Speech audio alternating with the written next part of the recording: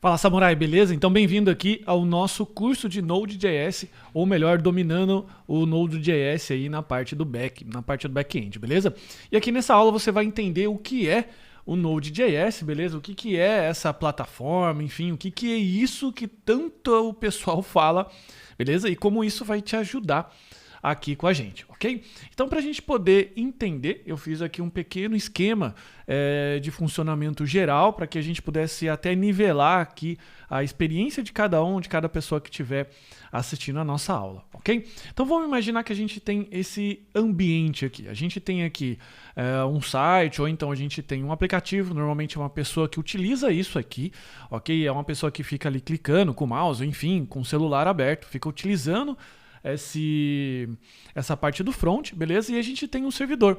Nesse servidor aqui a gente tem o banco de dados, a gente tem a parte de serviço, a gente tem a parte de web server, enfim, banco de dados e tudo mais, ok? Esses sites e esses aplicativos normalmente aqui se conectam a esse servidor, ok? Esse servidor aqui então, por hora, ele recebe essas requisições. O que são requisições? São pedidos de conteúdo que você solicita através de um protocolo. A gente vai falar um pouco mais nas próximas aulas, como é que isso é feito, principalmente quando a gente está falando de API, ok?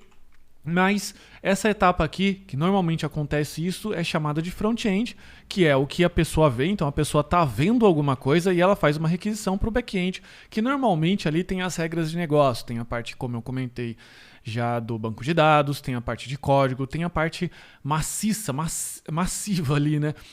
De informação, ok? Isso aqui você pode hoje, atualmente, fazer em PHP, Ruby, fazer e não ficar restrito apenas a PHP, Ruby, Java, Go, Python, enfim. E aqui a gente tem hoje, que é até a temática aqui do desse material, o JavaScript, ok? E por que do JavaScript no back-end? Quando eu escutei isso a primeira vez, eu falei assim, caramba, JavaScript no back-end? O cara vai conseguir rodar lá validações de formulário, ou então eventos do browser lá no Linux, lá do outro lado no servidor. Como é que vai funcionar isso? Beleza? Só que funciona da seguinte forma, bem simples, ok? Funciona assim, a execução dessas requisições são feitas no servidor, portanto a gente tem um motor ali, a gente já tem um aplicativo, um serviço JavaScript para interpretar essas requisições e processar ali a linguagem, beleza? Então, o que a gente pode dizer que o Node.js ele é uma plataforma que utiliza a linguagem JavaScript para executar aquilo que você programou, beleza? Então, é importante você entender que JavaScript é uma linguagem, só que a gente tem o JavaScript que roda na parte do front, beleza? E front ele está incluso sites, está incluso a parte mobile, ok? Até em algumas situações também o desktop. E tem o JavaScript do back-end, que é o que a gente vai tratar aqui, que vai rodar no contexto do Node.js, que vai rodar ali então no servidor, com as regras de negócio, consultando banco de dados e tudo mais, ok? E é interessante a gente entender que atualmente o Node.js ele utiliza o mesmo sistema de JavaScript, ou melhor, o mesmo engine, o mesmo motor que o Google Chrome, beleza? É um motor aí chamado de V8, coincidentemente. Legal? É bastante legal, é um serviço que tem uma comunidade impressionante, e quando eu quero dizer em comunidade aqui, é em quantidade de pessoas, beleza? E também em quantidade de bibliotecas disponíveis para você hoje trabalhar na parte do back-end ali, no seu aplicativo, na sua aplicação. Então, por exemplo, eu quero uma biblioteca para conectar o banco de dados Postgres, por exemplo. Tem uma lib pronta. Eu quero uma biblioteca de machine learning. Tem pronta.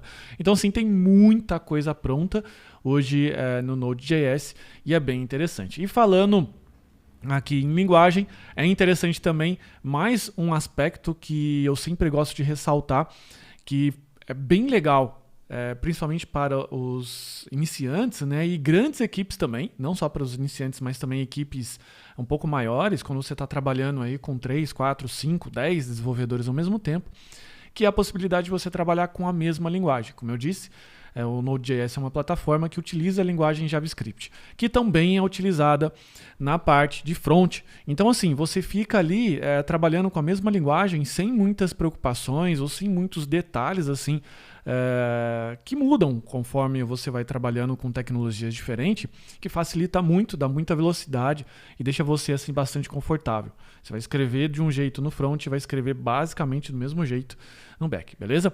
E como é que funciona essa parte aí falando de pacotes, de instalação, beleza? Hoje o Node.js utiliza o NPN, que ele basicamente é um gerenciador de pacotes, ou da sigla dele, que é o Node Package Manager.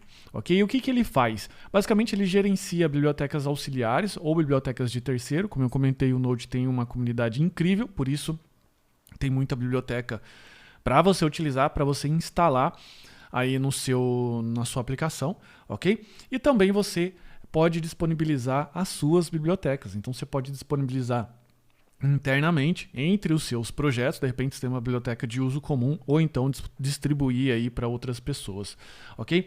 E aqui também entra mais um gerenciador de pacote hoje que está sendo bastante utilizado, ok? Que é o Yarn. Beleza? Que basicamente a diferença entre os dois têm o mesmo propósito, que é instalar pacote. Inclusive eles utilizam o mesmo banco de pacotes, beleza? O mesmo código e tudo mais. Código que eu quero dizer se você pedir para instalar uma biblioteca X, essa biblioteca X vai vir do mesmo lugar, vai ter o mesmo código. Então o NPN e o Yarn, em termos de diferença de instalação de pacote, é a mesma, beleza? Então a finalidade é a mesma. Só que eles mudam um pouco no como eles fazem isso, ok?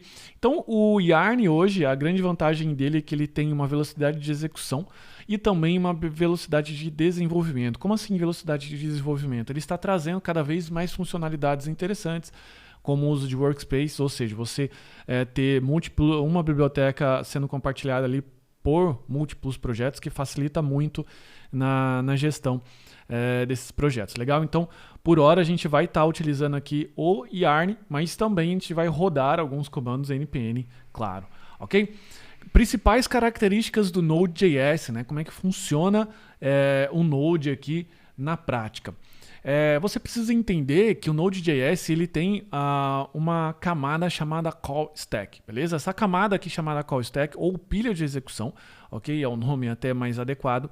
Ela conta com a ajuda do Event Loop. E o Event Loop é como se fosse um motor de execução, é como se fosse um loop infinito que ele fica ali rodando todo momento. É como se fosse ali uma função, um while infinito que ele fica procurando o seguinte: existem funções para eu executar. Então, basicamente é isso que ele faz. Então, no momento que é executado as requisições ou as chamadas de função e tudo mais, essas chamadas são empilhadas nessa call stack, nessa fila de execução, e o Event Loop, que é o motor, ele vai processar isso aí, ele vai processar tudo isso para executar da maneira mais rápida possível, ok? Então, por exemplo, a gente tem aqui a F1, F2, F3, F4, e no momento que a F4 entra, ele executa e depois executa a F3, assim F2, F1, até ele zerar a fila. Por isso, o Event Loop ele tem um comportamento do last in, first out, beleza? Que é a sigla do LIFO. Ainda, as principais características do Event Loop é que ele normalmente recebe essas funções, né, esses pedidos de execução. Normalmente ele processa isso quando vem de uma rota, ok? Ou então quando é uma função simplesmente acrescida lá no call stack. Por exemplo, eu recebi de uma rota, de uma requisição HTTP, lá um pedido de listagem de cliente. A gente sabe que não é só listar o cliente, ele precisa processar essa rota, ele precisa ir no banco de dados, executar. Então todas essas funções aí e todos esses pormenores vão sendo colocados dentro da call stack, beleza? Ainda uma característica interessante é que ele roda como single thread. Isso significa que se você tem um processador que ele é multithread, ele vai, por padrão, ser executado numa thread simples. Então não adianta você ter lá um processador com múltiplos núcleos, que nem eu tenho aqui, 16 núcleos, que não interessa, ele roda numa thread só. Porém, hoje a gente tem a libuv, que é uma biblioteca que é feita em C++, que já está contornando essa situação. E ela permite rodar em background threads, ou seja, ela faz ali todo um processo de execução que permite você rodar em múltiplos processadores, ok?